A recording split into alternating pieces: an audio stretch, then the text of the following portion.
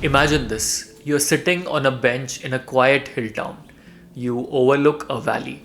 There's mist all around you, there are mountains, there are small rivers, and there is a smell of pine cone from the trees all around you. This is the world of Ruskin Bond. Ruskin Bond is one of India's most beloved authors. But behind this shy, unassuming, and quiet author is a master storyteller. Hey you beautiful people, welcome back to a new video on our channel Read Travel Become. In this video we are going to talk about Ruskin Bond. Make sure you watch the video till the end. You may never know which thought or fact may resonate with you and change the course of your life. So let's get started. Born in 1934 in Kasauli to British parents, Ruskin Bond's early life was anything but simple. His parents separated when he was just a child and his father took him under his wing. Those early years were spent traveling between boarding schools and homes. But when Ruskin was 10, tragedy struck. His father died of malaria while serving during World War II. Alone and confused, Ruskin was going through a sense of loss, a deep sense of loss. This is when he turned to writing. This is when he turned to books. In fact, his first ever story was actually a letter to his father. That's where it all began. But life wasn't done throwing curveballs at him.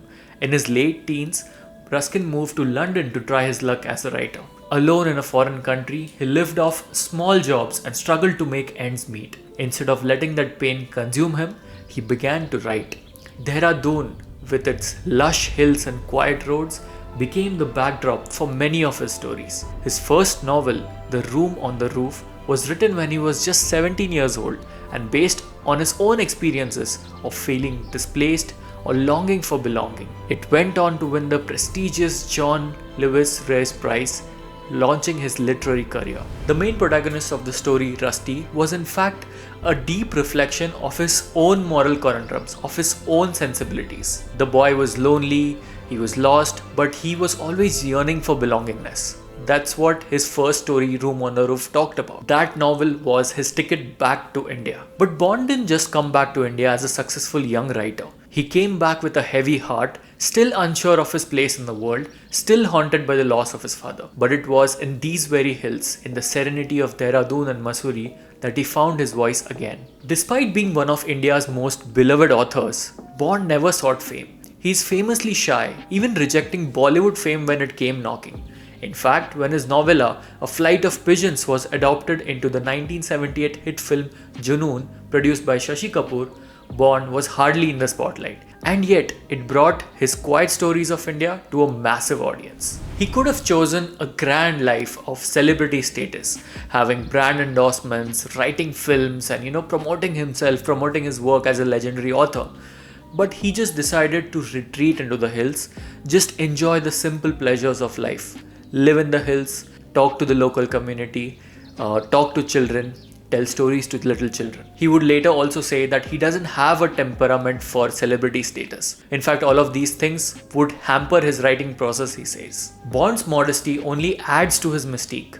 The man who writes about love and loss so beautifully, who captures the essence of small town India so perfectly, is himself a mystery. So why does reading Ruskin Bond matter in today's times? I feel it does matter a lot. Today, the world is fast. It's noisy. Everything is rapid. It's quick. It's just in a hurry. Bond stories, on the other hand, slow you down. They make you pause. They make you reflect about little things in life. Read any of his stories, you would feel the beauty of these little things. Be it the voice of a bird, the song of a river, the smell of the nature, all of these things, right? They would give you a different perspective. It'll basically make time stop. His stories might seem simple, but they carry the weight of a lifetime of love, loss, and a deep connection to nature. He doesn't just write stories, he writes memories. Memories that linger long after you have turned off the page. The next time you're feeling lost, consider picking up a Ruskin Bond book. It'll slow down everything for you and you will feel very nice. You might just find yourself again in the stories that he shares. With that, we come to the end of the video. Thank you so much for watching the video till here. It takes hours for me to read books, to collect all of them and make videos and do all of the things. but you can help me in just 2 seconds by subscribing to our channel.